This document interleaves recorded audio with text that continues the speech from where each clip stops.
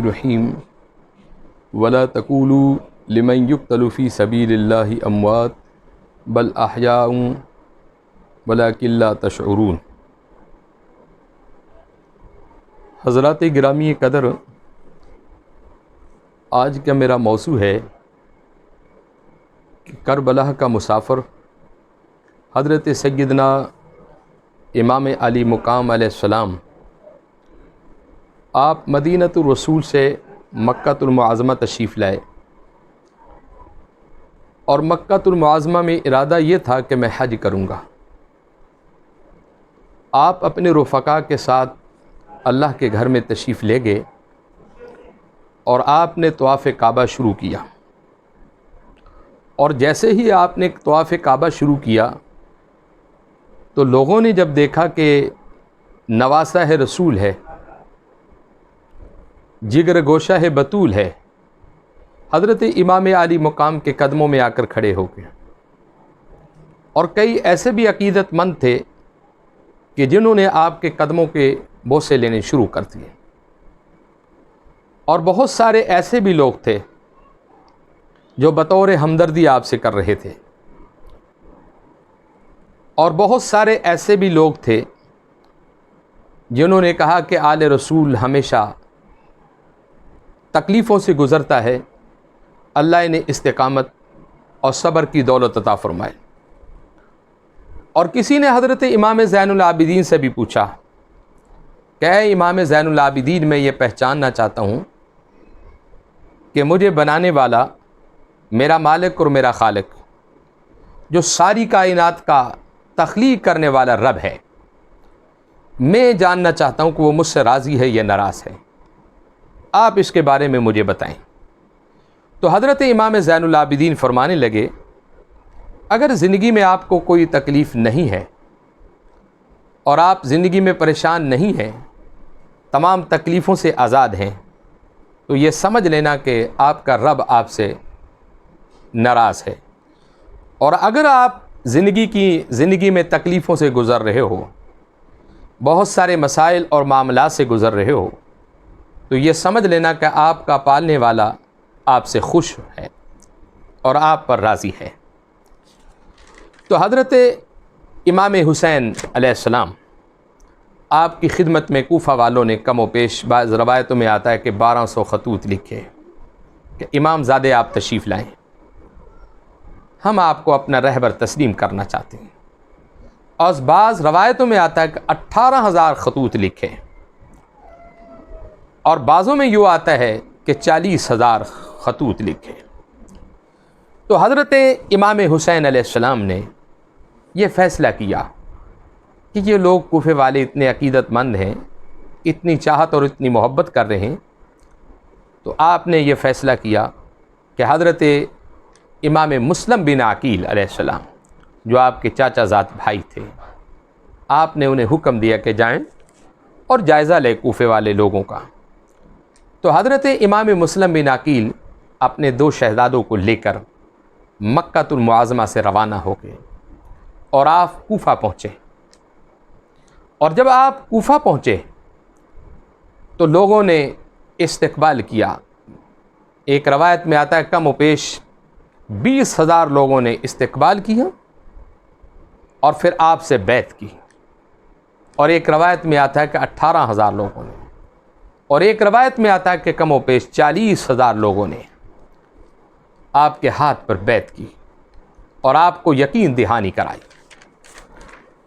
जब आपको यकीन दहानी कराई तो आपने उसी वक़्त अपने भाई हज़रत इमाम हुसैन अलैहिस्सलाम को ख़त लिख दिया कि भाईजान आप तशरीफ़ लें, ये लोग बड़े नियाज़मंद हैं और बड़े अक़ीदतमंद हैं और बड़े एहतराम के साथ इन्होंने मेरा इस्तक़बाल किया है। तो हज़रत इमाम मुस्लिम बिन अकील आप मुख्तार सकफ़ी के घर में तशरीफ़ ले गए। उन्होंने आपकी खिदमत तवाज़ा की, इज़्ज़त और एहतराम के साथ पेश आए। और उसी वक़्त यज़ीद ने वक़्त के गवर्नर को तब्दील कर दिया और उबैदुल्लाह इब्न ज़ियाद को कूफ़ा का गवर्नर मुकर्रर कर दिया और कहा कि जाएं इनको बताएं कि मेरी बैत कर लें, और अगर ये बैत नहीं कर सकते तो इनका सर कलम करके मेरी अदालत में पहुंचा दिया जाए।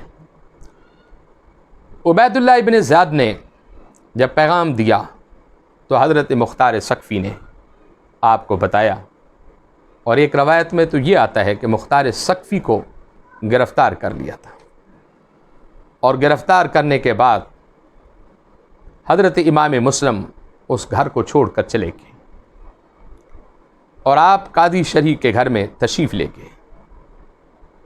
अपने बच्चों को वहाँ ठहराया और कहा कि ए काजी, मुमकिन है कि मेरे ऊपर कोई कड़ा वक़्त आ जाए, आप मेरे इन दोनों बच्चों को मेरे नाने के शहर मदीनतुर रसूल में पहुँचा देना, और मेरा इनका अल्लाह हाफिज़ होगा।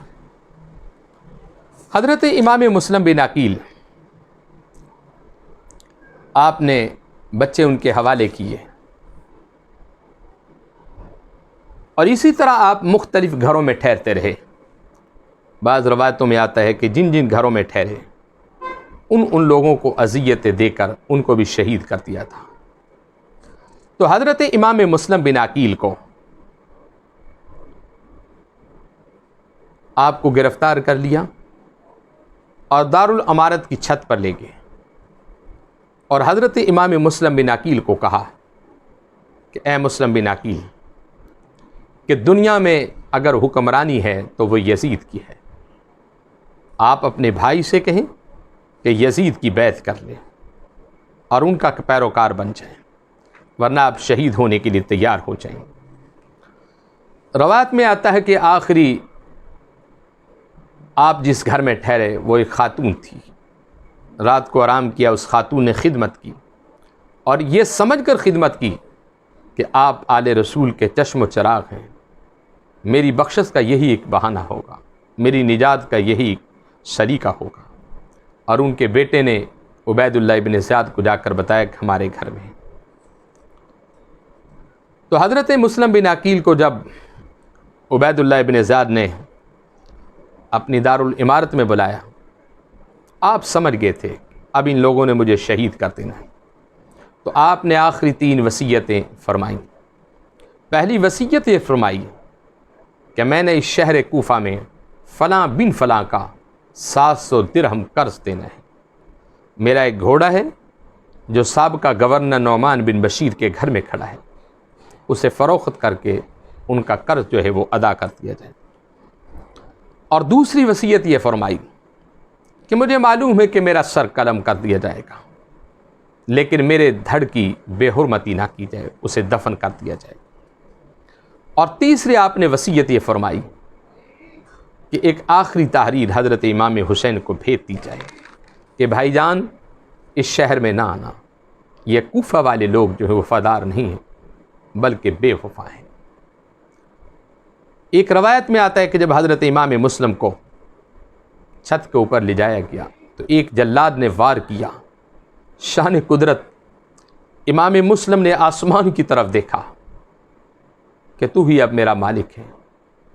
उसका बाजू, जिस बाजू से वह तलवार चला रहा था, वो बाजू शल हो गया था और उसी जगह पर वो खड़ा हो गया। दूसरा वार किया, आपको शहीद कर दिया गया था। हज़रत इमाम मुस्लिम, आपकी शहादत की ख़बर आपके भाई को पहुंच चुकी थी, हज़रत इमाम अली मुकाम को, और इसी तरह आपके दोनों शहजादे हज़रत मोहम्मद और इब्राहीम को भी शहीद कर दिया गया था।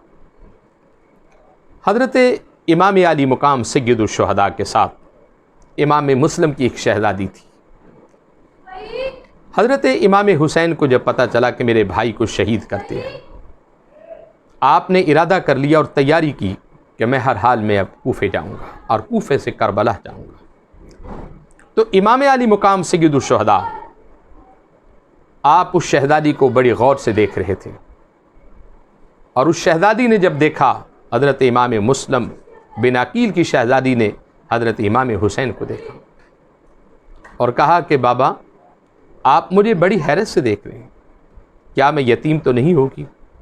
तो हज़रत इमाम अली मुकाम ने फरमाया कि बेटा, आज के बाद तेरा बाप इमाम हुसैन है और तेरी माँ हज़रत शहर बानो है और तेरा भाई हज़रत अली अकबर है, अली असगर है, इमाम कासिम है।